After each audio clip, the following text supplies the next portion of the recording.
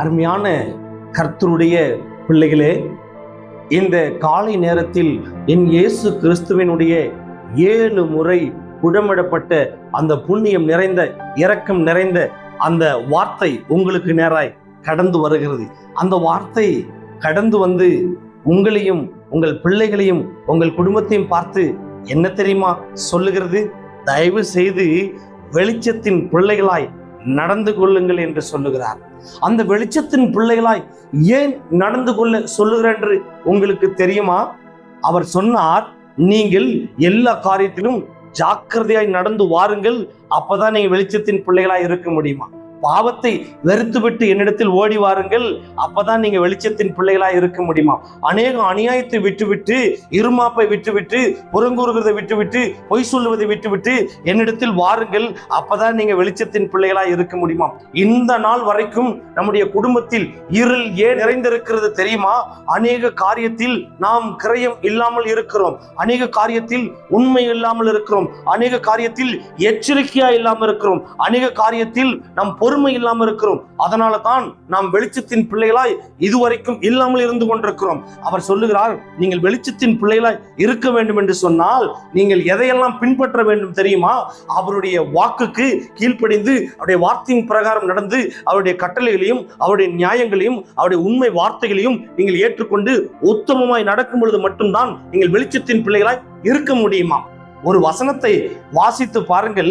அந்த வேத வசனம் இந்த காலை வேளையிலே உங்களுக்கு நிறைய தெளிவாய் கிரயமாய் இறங்கி வருகிறது. யார் வெளிச்சத்தின் பிள்ளைகளாய் இருப்பார்கள் என்று நமக்கு கற்றுக் கொடுக்கிறார். வாசித்து பார்ப்போமா? அப்போஸ்தலனாகிய பவுல் எபேசியருக்கு எழுதின நிருபத்தில் தெளிவாய் எழுதி சொன்னார். என்ன தெரியுமா சொன்னார்? வாசித்து பாருங்கள். எபேசியரின் புஸ்தகம் 5ஆம் அதிகாரம் அதில் 8வது வசனத்தை வாசித்து பார்க்கும் பொழுது அந்த வேத வசனம் தெளிவாய் கற்றுக் கொடுக்கிறது. கவனித்து பாருங்கள். இது உங்களுக்கும் உங்களுடைய பிள்ளைகளுக்கும் ரொம்ப பிரயோஜனமா இருக்கும். முற்காலத்தில் நீங்கள் அந்தகாரமா இருந்தீர்கள், இப்பொழுதோ கர்த்தருக்குள் வெளிச்சமா இருக்கிறீர்கள், வெளிச்சத்தின் பிள்ளைகளாய் நடந்து கொள்ளுங்கள் அப்படிங்கிறார். ஏன் அந்த வெளிச்சத்தின் பிள்ளைகளாய் நடந்து கொள்ள சொல்லுகிறார் என்று உங்களுக்கு தெரியுமா? அப்படியே நீங்க 6வது வசனத்தை வாசிச்சு பார்க்கும் பொழுது கீழ்ப்படியாத பிள்ளைகளா போய் தேவ கோப அக்கினி வருகிறதா. அந்த கோபத்திற்கு நீங்கள் ஆளாகாமல் எப்படி இருக்கணுமா?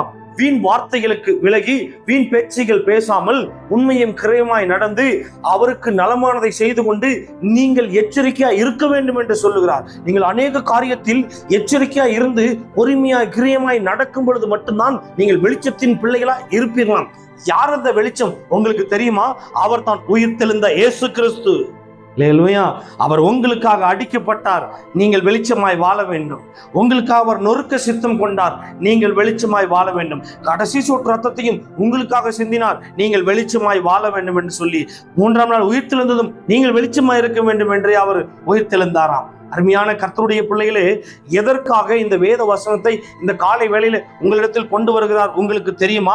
புத்தீனமாய் நடந்து கொள்ளக்கூடாதா, வீண் பேச்சு பேசக்கூடாதா, பரியாசம் பண்ணக்கூடாதா, தகாத வார்த்தைகள் பேசக்கூடாதா, ரொம்ப கிரயமா இருக்கணுமா, விக்கிர ஆராதனைக்காரனா இருக்கக்கூடாதா, அசுத்தமா இருக்கக்கூடாதா, அசூசியா இருக்கக்கூடாதா, விபச்சாரக்காரனா இருக்கக்கூடாதா.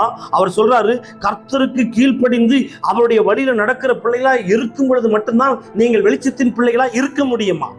இப்படிப்பட்டவைகளுக்கு நீங்கள் எச்சரிக்கையா இருங்கள் என்று சொல்லுகிறார். அதாவது இப்படிப்பட்டவைகளுக்குனா எவைகளுக்கு தெரியுமா?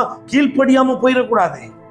இவர் உங்களுக்கு அநேக காரியத்தை கீழ்ப்படிந்து நடக்க சொல்லி உங்களுக்கு அநேக கட்டளைகளையும் நியாயத்தையும் வேதத்தையும் வேத வசனத்தையும் ஊழியத்தையும் ஊழியக்காரையும் அநேக காரியத்தை உங்களுக்கு வைத்திருக்கிறார். அவைகள் எல்லாம் நீர் கிரயமாய் பார்த்து கொண்டு நீங்கள் உண்மையும் உத்தமாய் நடக்கும் பொழுது நிச்சயமா நீங்கள் வெளிச்சத்தின் பிள்ளைகளாய் இருப்பீர்கள். அதுல எந்த மாற்றமும் கிடையாது. இந்த நாள் வரைக்கும் நம்முடைய வாழ்க்கையும் நம்முடைய குடும்பமும் நம்முடைய பிள்ளைகளும் இருள் அடைந்து போய் கிடக்கிறது. சரீரத்துல இருள், வேலையில இருள், வருமானத்துல இருள், அநேக சஞ்சலங்கள், தவிப்புகள். எதற்காக தெரியுமா? இன்னமும் நீங்கள் கிரயமாய் நடக்கவில்லை. என் ஆண்டவருக்கு முன்னாடி உண்மையும் உத்தமும் இல்லை. அவர் சொல்றார், உன்னுடைய இருதயம் இருமாப்பா இருக்கக்கூடாது என்று சொல்லுகிறார். அநேகர்கள் தவறி விழுந்தார்கள், தடுமாறி விழுந்தார்கள் என்று சொல்லுகிறார். நீங்கள் தடுமாறாம நீங்கள் கிரயமா இருக்கும் பொழுது மட்டும்தான் நீங்கள் வெளிச்சத்தின் பிள்ளைகளா இருக்க முடியுமா? அதாவது நம்ம தடுமாறக்கூடாது என்று சொன்னால், சங்கீதக்காரனாகிய தாவீது ஒரு வார்த்தை சொன்னார். என்ன தெரியுமா சொன்னார்? ஆண்டவரே, உம்முடைய வேதம் என்னுடைய இருதயத்தில் இருக்கிறபடியால் என்னுடைய வழி பிசங்குவதில்லை என்று சொன்னார்.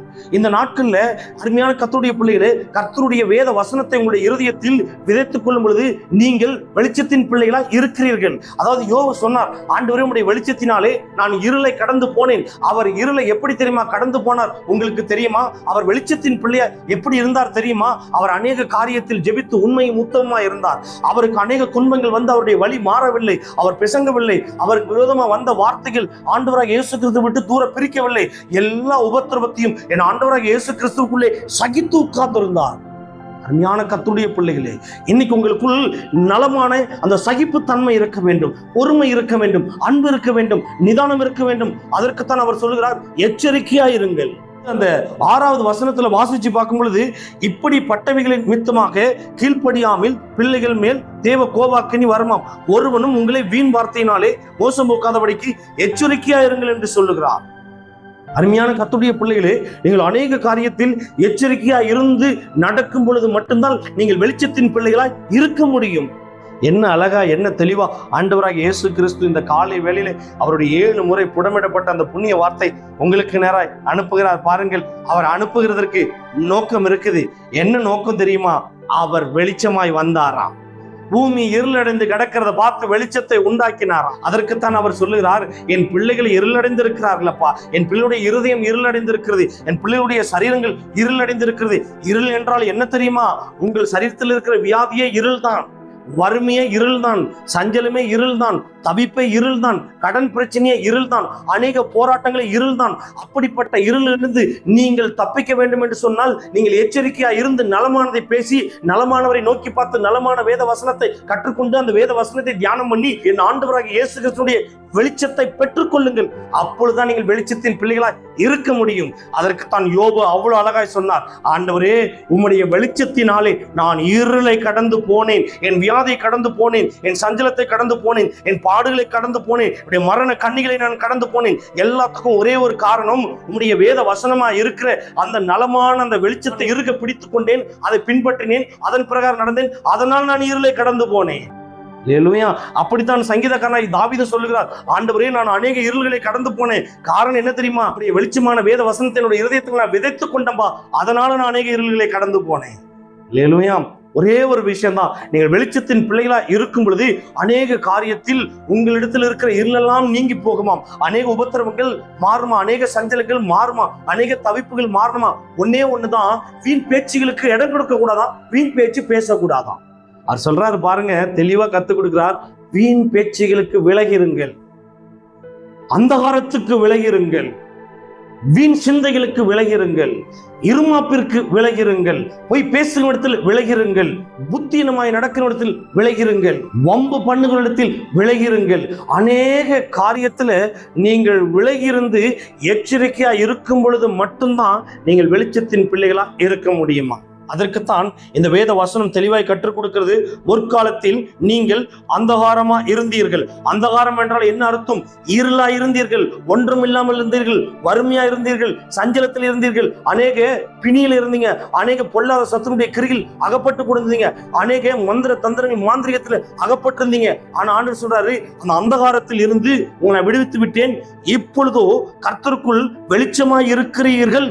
இப்ப நீங்க கர்த்தருக்குள் வெளிச்சமாய் இருக்கிறீங்க, கொஞ்சம் எச்சரிக்கையா இருங்கள், வெளிச்சத்தின் பிள்ளைகளாய் நடந்து கொள்ளுங்கள். அந்த வெளிச்சத்துக்குள்ள கொண்டு வந்துட்டார்னா கொஞ்சமாவது ஜாக்கிரதையாய் கிரயமாய் அந்த வெளிச்சத்தின் பிள்ளைகள் என்று உணர்ந்து நடந்து கொள்ளுங்கள். அல்லேலூயா.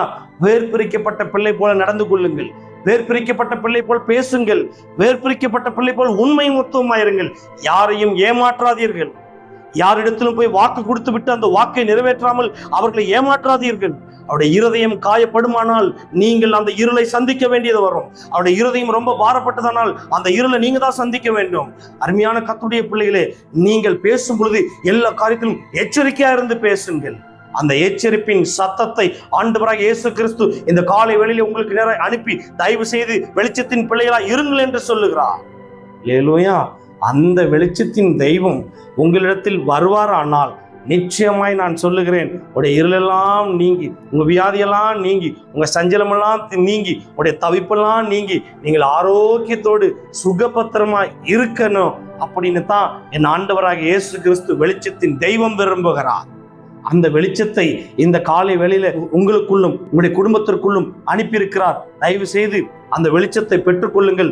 உண்மையும் உத்தமமாய் நடந்து எல்லா காரியத்திலும் எச்சரிக்கையா இருந்து அந்த வெளிச்சத்தை சுதந்தரித்து அந்த வெளிச்சத்தில் நடந்து போங்கள். உங்களுக்கு முன்பதாக இருக்கிற அநேக தடைகளும் இருளும் நீங்குவது அதிக உறுதி. இந்த வேத வசனத்தின் பிரகாரம் கர்த்தர் உங்களை வெளிச்சத்தில் நடத்துவாராக.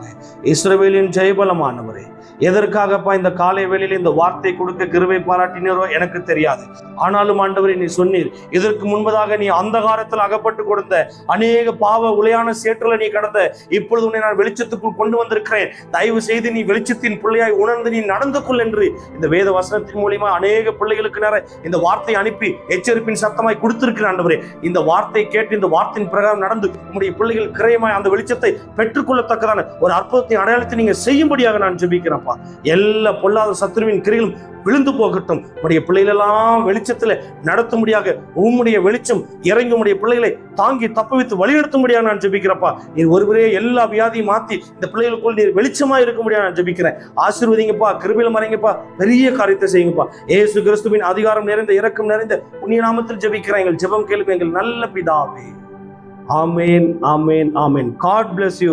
கர்த்தர் இந்த வேத வசனத்தின் பிரகாரம் உங்களை வெளிச்சமான வழியிலே நடத்துவாராக.